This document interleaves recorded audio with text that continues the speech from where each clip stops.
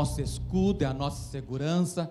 Para você que começou esse ano com o Senhor e está terminando com Ele, tenha certeza, o Senhor em todo caminho esteve com você e você está com o Senhor, amém? Não há tempestade, não há problema, não há barreira que o Senhor não vença por nós, porque se Deus é por nós, amém. Diácono Hiro, com a oportunidade de trazer a palavra do Senhor para nós nesta noite, vamos estar orando pelo servo de Deus, amém? Para que o Senhor fale conosco. Deus Pai, nós queremos mais uma vez te engrandecer, nós, Pai, damos a Ti o louvor, a gratidão, pedindo, meu Pai, que o Senhor venha usar o Teu servo, o Senhor, mais uma vez, usa o Senhor, meu Deus, com gratidão, usa o Senhor, meu Deus, com alegria, nós te pedimos, Pai, que o Senhor o use poderosamente, em nome de Jesus, amém. A paz do Senhor a todos.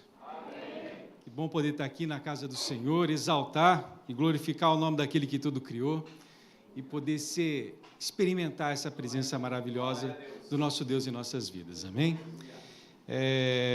Eu quero que vocês abram a Bíblia de vocês no Evangelho de João, capítulo número 1, a partir do versículo 15. Nós lemos no início hoje do culto do 1 ao 14, agora nós leremos do 15 ao 18. Todos aí? Amém. Então vamos ler. O testemunho de João Batista. João testificou dele e clamou dizendo: este era aquele de quem eu dizia, o que vem depois de mim é antes de mim, porque foi primeiro do que eu. E todos nós recebemos também da sua plenitude, com graça sobre graça. Porque a lei foi dada por Moisés, a graça e a verdade vieram por Jesus Cristo. Deus nunca foi visto por alguém. O Filho unigênito que está no seio do Pai, este o fez conhecer. Amém? Pode se sentar. Bom, nós vemos aqui João falando a respeito de lei, graça e verdade. Ele diz que Moisés foi o mediador da lei. Nós recebemos, os judeus, os hebreus receberam a lei por intermédio de Moisés. E ele fala a respeito de Jesus. De Jesus nós recebemos graça e verdade. E todas as vezes que nós pensamos em lei, assim, pelo menos durante um bom tempo, que vinha à minha cabeça, eram os embates que Jesus tinha com os fariseus, que eram legalistas, os problemas que Paulo teve com os judaizantes nas igrejas gentílicas. Então, todas as vezes que a lei, que eu escutava sobre lei, era isso que me vinha à cabeça. A lei é uma coisa ruim, a lei é uma coisa de gente hipócrita, a lei é uma coisa de gente mentirosa. Mas a verdade é que quando nós começamos a ver, a gente percebe que os fariseus, o problema deles não era com a lei. O problema deles é que Jesus nunca condenou a ortodoxia, a observância deles em relação à lei, mas o problema eram suas tradições, que Jesus mesmo acusava que, muitas vezes, eles usavam as suas tradições para quebrar o mandamento de Deus. Por exemplo, lá do Corbã, do filho, que eles diziam que o filho podia deixar de honrar seu pai e sua mãe, se eles entregassem aquele serviço como Corbã. Por quê? Porque aquele jovem na casa do rabino era vantagem, era força de trabalho, questão financeira. Então, nós vemos assim que o problema dos fariseus era esse. Os fariseus era colocarem as suas tradições, a tradição oral, colocar as suas tradições acima daquilo que a lei dizia. Então, quando nós olhamos, nós pensamos assim, bom, nós olhamos para o fariseu. E o fariseu, Jesus condenava eles por quê? Porque dizia que eles tinham uma aparência de piedade. Eles pareciam ser pessoas piedosas, mas, na verdade, eles tinham um coração invejoso, um coração amargo, um coração preconceituoso, um coração sectário. Jesus também chamava os fariseus, lá em Lucas nós vemos, que apesar deles serem pessoas aparentemente generosas, apesar deles serem pessoas que lidavam de uma forma com liberalidade com suas finanças, davam dízimos de tudo, até mesmo da hortelã, eles catavam um galinho, pegava a 10ª folhinha e entregava aquilo como dízimo, mas lá em Lucas 16 diz assim que os fariseus eles eram avarentos. Então nós vemos que muitas vezes, olhando para os fariseus, olhando para a hipocrisia deles, nós acabamos pensando assim, não, a lei é uma coisa ruim, A lei é uma coisa dada pelo cão. Mas, na verdade, nós vemos aqui no Evangelho que está dizendo que a lei foi dada por intermédio de Moisés. E quem foi que deu a lei para Moisés? Foi Deus. O apóstolo Paulo, lá em Romanos, no capítulo número 7, ele diz assim, Romanos, capítulo número 7, versículo 12, ele fala assim, assim, a lei é santa, e o mandamento santo, justo e bom. Mas por que a lei é santa e o mandamento é santo, justo e bom? Porque foi dado por Deus. O nosso Deus é santo, o nosso Deus é verdadeiro, o nosso Deus ele é fiel, nosso Deus ele é misericordioso. Então, a lei, por ter sido dada por ele, Paulo diz que ela é santa e o mandamento santo, justo e bom. Aí então ele continua, logo tornou-se o bom em morte? De modo nenhum. Mas o pecado, para que se mostrasse pecado, operou em mim a morte pelo bem, a fim de que pelo mandamento o pecado se fizesse excessivamente maligno. Ele conta aqui em alguns trechos dos outros capítulos, ele fala assim que o pecado, tomando oportunidade pelo mandamento, fez com que ele se sentisse capaz de cumprir o mandamento da lei de Deus, mas ele entendeu que ele não era capaz de cumprir o mandamento da lei de Deus, então o mandamento mostrou o pecado dele e ele morreu espiritualmente. É por isso que todos estavam mortos espiritualmente. Aqui diz assim que Deus ele colocou todos debaixo do pecado, todos debaixo da lei, para que nenhuma boca, ninguém chegasse e se gloriasse diante de Deus, dizendo que por si mesmo era capaz de cumprir aquilo que Deus estava mandando. Então, quando nós olhamos para a lei, nós vemos que a lei ela é bastante severa, não é verdade? Porque Deus foi lá e deu os 10 mandamentos para Moisés. Moisés, depois, ele teve que articular toda a aplicação desses 12 mandamentos no povo, quando ele começou ali a criar os mandamentos. Tem quantos mandamentos, pastor? Mais de 600 mandamentos, né? Mais de 600 mandamentos, todos eles articulações dos 10 mandamentos que Deus havia dado para Moisés. E um deles, por exemplo, diz assim que se um filho ele é desobediente, ele é rebelde aos seus pais, os seus pais devem pegar o seu filho pelo braço, levar até os anciãos da aldeia, da tribo, e aquele filho vai ser apedrejado. Uma coisa horrorosa. É uma coisa horrorosa. Isso causa dor, não causa? Imagina, um pai e uma mãe tendo que passar por uma situação como essa. Diz também que se alguém fosse pego em algum outro tipo de transgressão da lei, se fosse pegado roubando, se fosse pego adulterando, essa pessoa deveria pagar com a própria vida, deveria ser apedrejada. Agora, imagina a dor, imagina o horror que isso não causava no meio daquelas pessoas. Imagina, por causa da desobediência de alguns, uma tribo toda, milhares de pessoas serem engolidas pela terra por causa da transgressão de alguém. Então, a lei, ela nos mostra o que realmente é o pecado. A lei, ela tira completamente a caricatura, ou talvez a máscara bondosa que muitas vezes nós pensamos que podemos pensar sobre o pecado. Então, a lei, ela nos mostra realmente aquilo que nós somos, ela mostra realmente o homem como ele é. E, principalmente, ela mostra que o homem por si mesmo, pela sua própria força, ele é incapaz de agradar a Deus, ele é incapaz de se achegar a Deus pela sua soberba em achar que ele pode ser melhor do que Deus e cumprir os seus mandamentos. E era isso que João Batista fazia ali. João Batista, quando ele começou a pregar o Evangelho, quando ele começou a anunciar o batismo de arrependimento, era isso. Como um profeta do Antigo Testamento, embora nós vemos João Batista ali relatado no Novo Testamento, ele foi o último dos profetas do Antigo Testamento. E como todo profeta, ele veio para reivindicar a lei de Deus. E ele já chegava condenando as pessoas. Ou melhor, mostrando para as pessoas a transgressão do seu pecado. Ele chegava chamando de raça de víboras, ele chegava chamando eles de mentirosos, ele já chegava mostrando para eles que eles haviam transgredido a lei de Deus. Então ele dizia assim, olha, vocês se arrependam porque Deus está procurando árvores que dê frutos dignos de arrependimento. E ele continuava dizendo, a condenação é certa, porque ele já está com um machado posto à raiz. E toda árvore que não der bom fruto vai ser cortada e lançada no fogo. Era isso que João Batista dizia. E muitas das pessoas que ouviam aquela pregação de João Batista, aqui em João não está, mas em Lucas está escrito, muitas daquelas pessoas que ouviam aquela pregação, eles tinham convicção do seu pecado.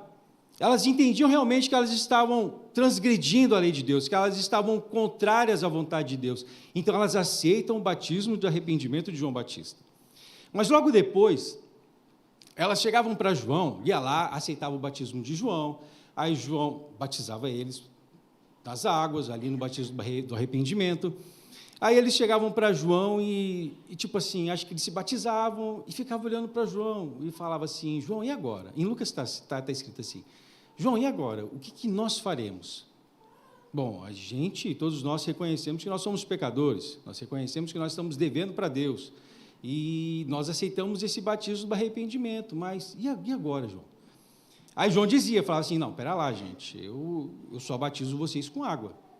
Eu só batismo para vocês com água. Eu só estou aqui para preparar o caminho daquele que vai vir após mim. Eu só estou aqui para preparar o caminho, para colocar no coração de vocês a disposição do arrependimento para o pecado, para que na hora que ele vier, aí sim, aí ele vai batizar vocês com fogo e com Espírito. E então nós conhecemos a Jesus, que é aqui quando o evangelista João, ele fala assim que, quando ele diz que a graça e a verdade vieram por Jesus.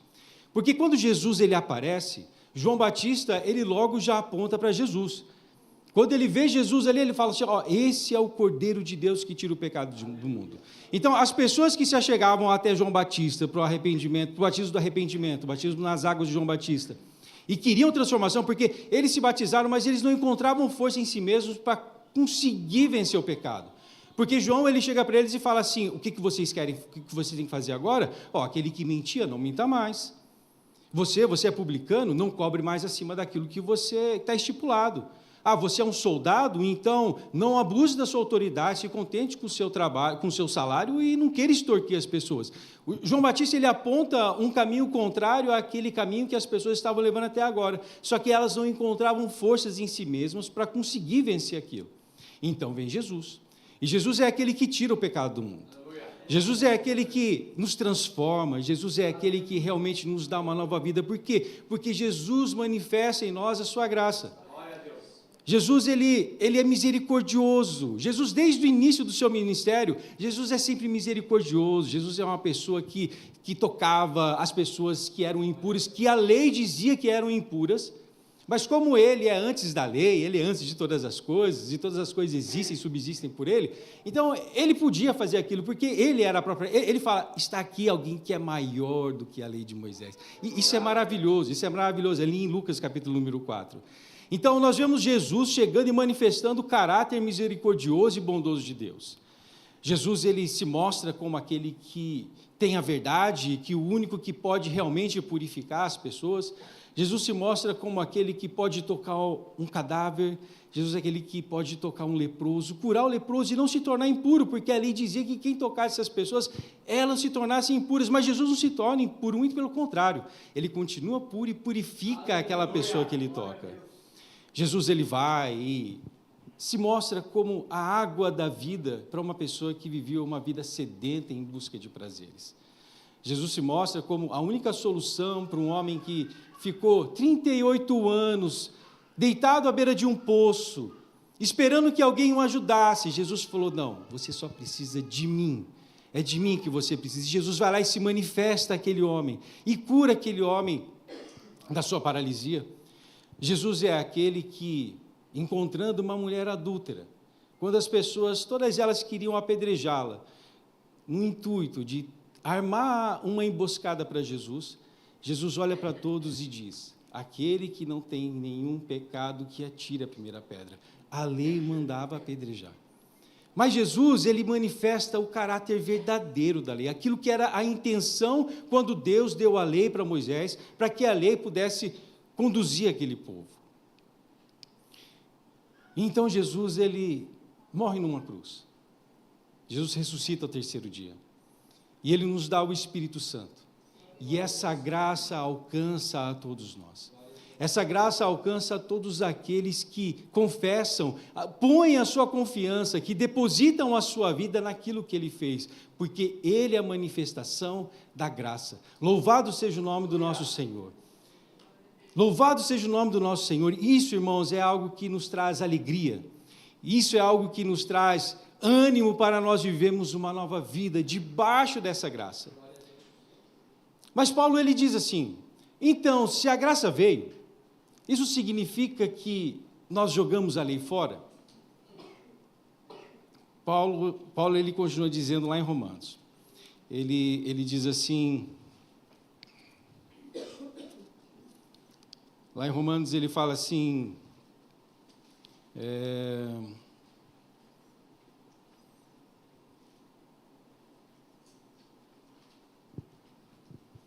eu perdi aqui. Mas ele fala assim, olha, então por que veio a lei, ou por que veio a graça, nós vamos jogar a lei fora? Ele fala assim, de modo nenhum. Antes nós estabelecemos a lei. O que ele quer dizer, antes nós estabelecemos a lei? Ele está querendo dizer que antes, pelas nossas forças, nós não éramos capazes de cumprir a vontade de Deus. Mas agora, pela graça que veio através do Senhor Jesus Cristo, nós podemos viver uma vida que agrada a Deus, irmãos. Nós podemos viver uma vida de santidade. Nós podemos viver uma vida que realmente seja uma vida que suba como algo perfumado para Deus, como um aroma para Deus. Deus ele não olha mais para nós e vê o nosso pecado porque a lei aponta o nosso pecado.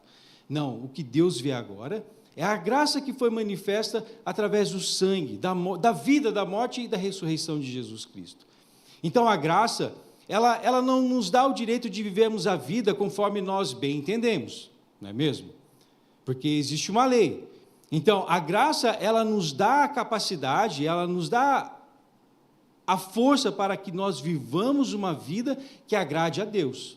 Está aqui na Bíblia, depois você pode achar, está aqui num desses versículos aqui. 7, né? Então, está aqui. Eu só não lembrava qual que era. Então, a graça, ela nos dá essa capacidade. A graça, ela nos dá essa capacidade de nós vivermos. Então, como que nós fazemos, então, para que nós possamos viver uma vida em que nós não venhamos a cair no engano do pecado? O apóstolo Paulo nos diz que nós devemos morrer para o pecado. Notem que não é o pecado que morre para nós, mas é que nós é quem devemos morrer para o pecado. O que Jesus Cristo faz, morrer naquela cruz, ele não somente foi o nosso substituto, mas ele tomou o nosso lugar, sim, mas ele também nos dá o exemplo. Ele nos dá o exemplo de que não seja feita a minha vontade, mas a tua vontade. Jesus era o Filho de Deus. Jesus manifestou a graça, a verdade e a justiça, sendo obediente a Deus. Não somente amando, mas principalmente sendo obediente a Deus. Ele foi obediente a tudo aquilo que o Pai disse.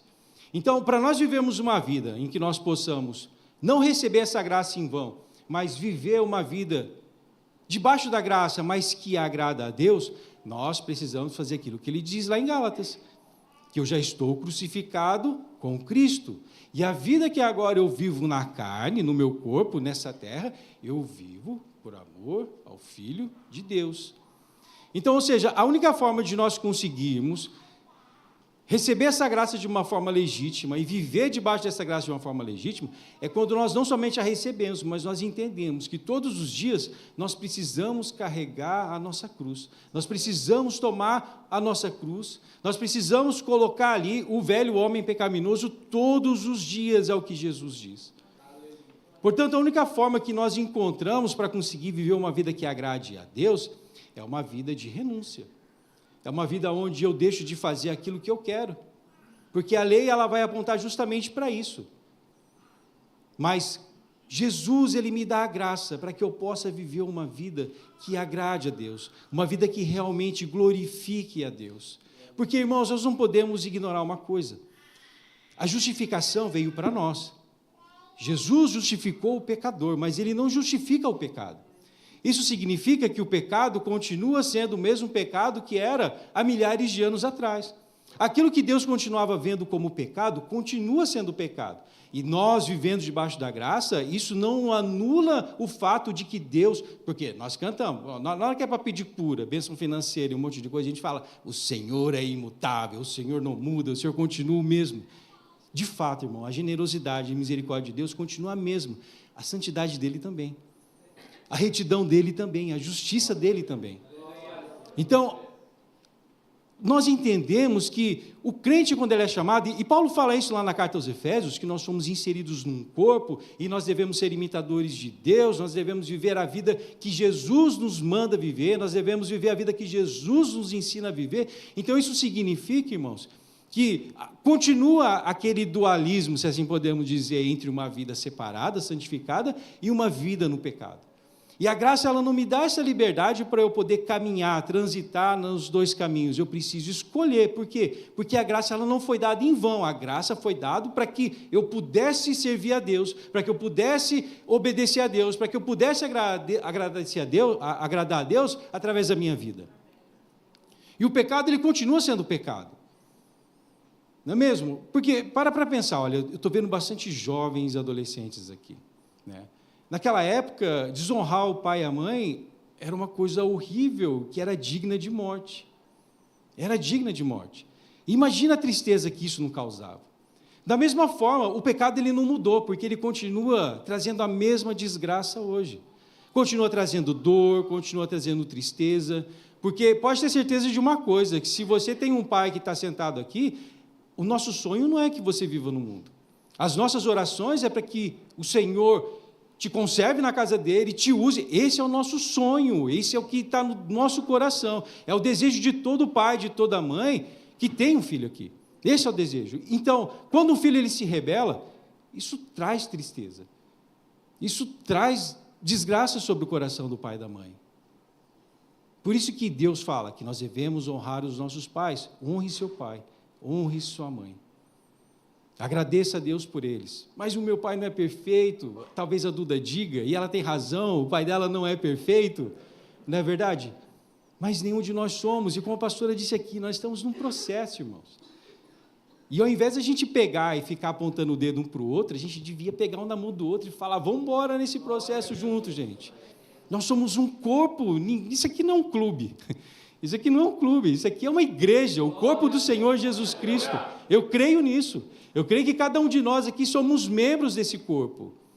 Da mesma forma, e eu vou usar uma forma mais... Imagina só, eu estou aqui pregando, eu estou aqui falando a respeito da palavra de Deus, mas suponhamos que amanhã, Deus me livre e guarde, eu caia num pecado.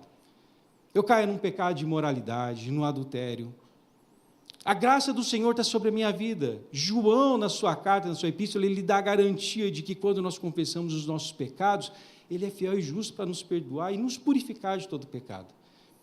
Na lei, tanto o homem quanto a mulher deveriam ser apedrejados. Imagina que coisa horrorosa não era você ver uma cena dessa. Talvez algumas pessoas se deliciassem com ver isso. Talvez algumas pessoas vissem aquilo e pensassem assim, isso mesmo, bem feito, tem que apedrejar, taca ali na cabeça, ali, na fronte, para...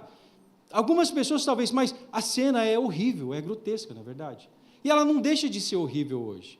Se eu caísse num pecado desse, com certeza, meus irmãos, eu trairia desgraça para a minha família. Com certeza, a minha esposa, as minhas filhas e talvez algumas pessoas próximas se sentiriam tristes, arrasadas por ver eu caindo em um pecado como esse.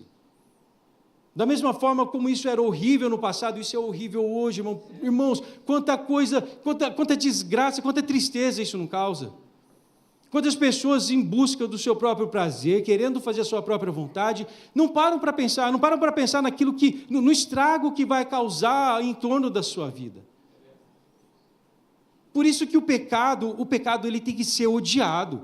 Judas, ele fala na sua epístola que sim, quando nós vemos uma pessoa em pecado, nós devemos tentar alcançar aquela pessoa de todas as formas, mostrar amor, mostrar misericórdia, mas ele fala assim, mas só que é uma coisa, o pecado tem que ser odiado. Até mesmo a roupa que aquela pessoa vestindo, ele querendo mostrar, fazer uma metáfora disso, até a roupa manchada de sangue, ou seja, qualquer coisa que esteja marcado pelo pecado tem que ser detestado. Nós devemos odiar o pecado.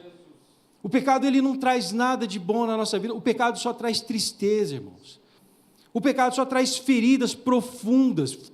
A gente não precisava estar perdendo tempo com isso, mas muitas vezes o pecado é isso que ele faz. Ele causa feridas, ele paralisa. Irmãos, e não é uma coisa porque a pessoa é fraca. É o que eu estou dizendo para vocês. O mesmo se acontecesse comigo, isso ia me derrubar. Vocês não iam me ver aqui semana que vem com o microfone, pulando e cantando, eu estou passando pela prova, dando glória a Deus. De forma alguma. Isso criaria feridas no meu coração que realmente ia fazer com que talvez eu até me privasse da graça de Deus. Por isso que quando nós olhamos, quando eu vejo pregadores, eu não quero falar mal de, mas quando eu vejo algumas mensagens que lidam com o pecado como se aquilo fosse normal, ou então, quando eu vejo situações onde o pecado da liderança de uma igreja é jogada para debaixo do tapete, quando às vezes eu vejo que o pecado ele não é mais tratado com a seriedade que era tratado há alguns anos atrás, tá? E eu digo isso de forma geral, gente, eu não estou apontando o dedo para lugar nenhum, pelo amor de Deus. Tá? Quando nós vemos isso, e quando a Bíblia diz, quando a Bíblia mostra que não, que o pecado tem que ser tratado como pecado, e ser exposto para a igreja, para que a igreja tenha temor no seu coração, para que elas vejam a tristeza que é aquilo, para que elas vejam a dor que aquilo causa no corpo de Cristo, para que elas vejam a desgraça que cai sobre a família daquele que se deixa enganar pelo pecado. Porque na verdade é essa, uma vez que nós conhecemos ao Senhor, irmãos, a verdade ela resplandece na nossa frente. Aqui nós vemos aqui que João, ele não fala que Jesus manifestou somente a graça, mas ele manifestou a verdade. Ele manifestou aquilo que nós realmente somos. Ele mostra que sem Ele nós não somos capazes de nada, Ele mostra que sem Ele nós vamos fazer a nossa própria vontade, e o resultado disso tudo vai ser a ruína. Jesus ele não manifesta só a graça, mas também a graça e a verdade. A verdade de que nós precisamos desse Senhor. A verdade de que se eu me sinto tentado, se eu me sinto tentado a querer tomar um caminho diferente, tentado a querer satisfazer os desejos da minha carne, tentado a querer uma vida pensando somente em mim mesmo, de forma egoísta, que eu pare diante daquilo que o meu Salvador fez por mim. Que eu pare e contemple aquilo que Ele fez naquela cruz. Ali Ele levou todo o nosso pecado, gente. Ele nos deu o Espírito Santo dEle. Sabe, aquilo que existe dentro de nós, esse selo que está marcado no nosso peito, no nosso coração, Paulo fala assim que esse é o mistério que esteve oculto durante todos os tempos, né, mas que foi revelado a nós. Cristo em vós, a esperança da glória. Sabe o que significa? Todas as vezes que nós lemos a Bíblia, nós olhamos lá para o Antigo Testamento e nós vemos aqueles homens e aquelas mulheres que nós nos espelhamos muitas vezes, que nós tiramos ensinamentos valiosos e preciosos. Aquelas pessoas, elas não tinham aquilo que nós temos, irmãos. Por isso que Jesus dizia que João Batista, ele era o maior de todos nascido de mulher. Daqueles que são nascidos de mulher, não existe nenhum maior do que João Batista. Mas o menor no reino de Deus é maior do que o João Batista. Porque quando João Batista ele manda os seus discípulos perguntar, o Senhor é aquele que a gente estava esperando, ou então nós devemos esperar outro, João Batista, naquele momento, não é que ele estava duvidando de Jesus, mas é que João Batista, assim como todos os grandes homens e mulheres do Antigo Testamento, eles só viam as coisas por figuras, eles só viam as sombras. A lei era a sombra daquilo que haveria de vir. Nós não, nós contemplamos a forma e o conteúdo que é o Senhor Jesus Cristo. Isso significa que quando você vai lá, lê a história de Moisés, e você vai lá e se anima com aquilo que Moisés fez, com a forma como Moisés intercedia pelo povo, Moisés só via a figura, irmãos. E mesmo assim ele se apegou ao feixe de luz que ele tinha. Feixe, porque nós temos a luz completa. Mas ele se apegou ao feixe de luz e foi fiel nas suas imperfeições, mas ele foi fiel por quê? Porque ele confiou naquilo que Deus havia falado. Quando você vê Elias, o grande homem, que ora e faz cair fogo dos céus, que consome os soldados lá só com... cai fogo. Pronto, já era ali um monte de soldado queimado. Aquele homem que nós nos espelhamos na sua bravura, na sua coragem, ele quando ficou em depressão, ele foi para dentro daquela caverna. E dentro daquela caverna, ele não tinha a luz completa, ele tinha o feixe de luz, ele tinha a sombra das coisas futuras, mas ele se apegou a esse feixe, ele olhou para aquela sombra e confiou no Deus que havia feito a promessa para ele. Irmãos, todas as pessoas que nós olhamos no Antigo Testamento, todos eles, nenhum deles tinham a presença plena do Espírito Santo nos seus corações. Todos eles eram pessoas que agradavam a Deus, sim. Davi foi chamado homem segundo o coração de Deus. O próprio Deus disse isso, não foi qualquer outra pessoa. Mas mesmo assim, todas essas pessoas, elas tinham apenas um feixe de luz para se agarrar. Elas não tinham a revelação de Deus. Elas não tinham a revelação do propósito eterno de Deus que nós encontramos em Jesus Cristo. E que é marcado no coração de cada um de vocês, no meu coração, através do Espírito Santo, irmãos. Irmãos, nós temos tudo para viver uma vida gloriosa, uma vida vitoriosa, uma vida que realmente agrada a Deus, uma vida que realmente nós sejamos o sal e a luz verdadeiramente nesse mundo, uma vida que realmente nós venhamos a refletir a luz e a glória do Senhor, se tão somente nós fôssemos obedientes a essa doce voz do Espírito Santo. Se nós verdadeiramente, todas as vezes, ao levantar, ao se deitar, durante o nosso dia, nós perguntássemos: Senhor, o que o Senhor espera de mim? Senhor, qual a decisão que eu tomo? Senhor, como eu lido com as minhas coisas da minha casa? Senhor, como eu faço para lidar com esse problema com a minha família, esse problema conjugal, esse problema com os meus filhos? Senhor, como que eu faço? Mas é claro, irmão, nós sabemos que nós vivemos num mundo caído. E quando eu falo aqui, se talvez você esteja passando por alguma dificuldade, eu não estou insinuando que você seja desobediente, ou que você seja um crente relapso ou relaxado, ou que você não está dando a voz do Espírito Santo, não. Nós sabemos que, infelizmente, nós somos afetados por essas coisas. Infelizmente, nós somos, eu entendo isso. Mas que essa presença que existe dentro de todos nós, que essa seja a força que você se apegue para continuar caminhando. Um coração machucado, um coração triste. Irmão, é claro, nós somos seres humanos, Deus nos fez assim. Deus nos fez suscetíveis às emoções, àquilo que acontece à nossa volta. É assim que a multiforme graça de Deus se manifesta nessa terra. Uns são enérgicos, outros são mais tranquilos, outros se ofendem, outros não, mas, irmãos, não deixe de ouvir a voz do Espírito Santo. Não negligencie o selo que foi colocado sobre a sua vida, sobre a minha vida. Esse selo diz que nós pertencemos a Deus.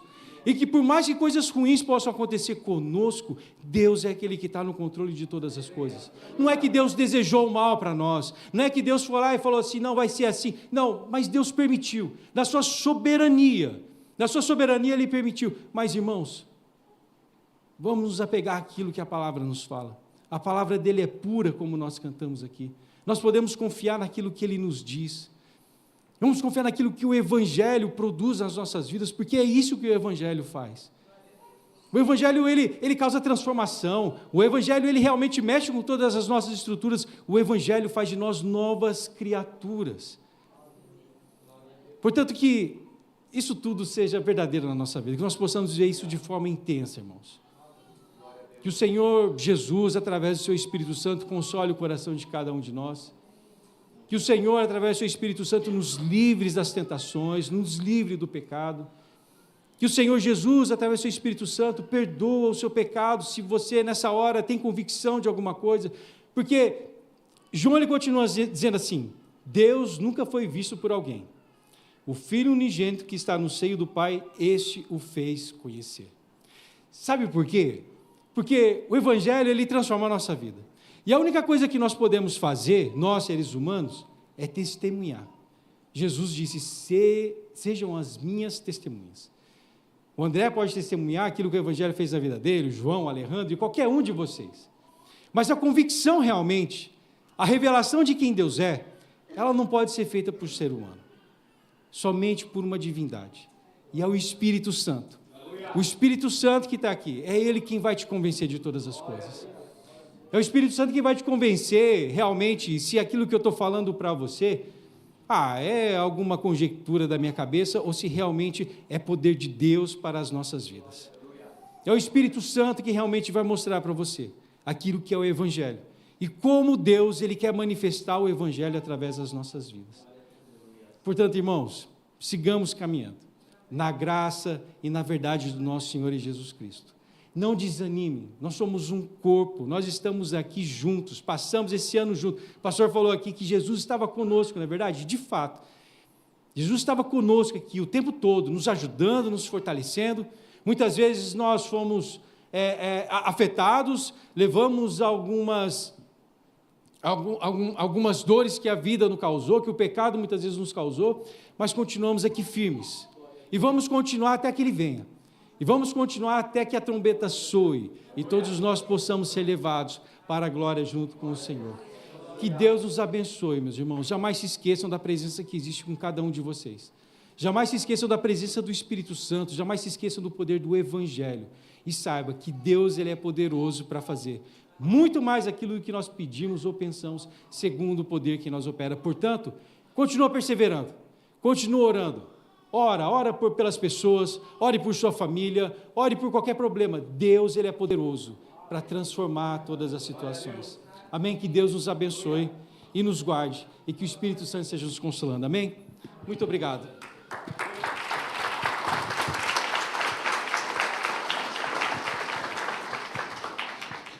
Glórias a Deus. Meus irmãos, nós temos aprendido do Senhor, temos ouvido a palavra. Agora é necessário que nós realmente confiemos que a graça do Senhor está conosco, amém? Em todo o tempo. Quero aproveitar esse momento para avisar os irmãos que nós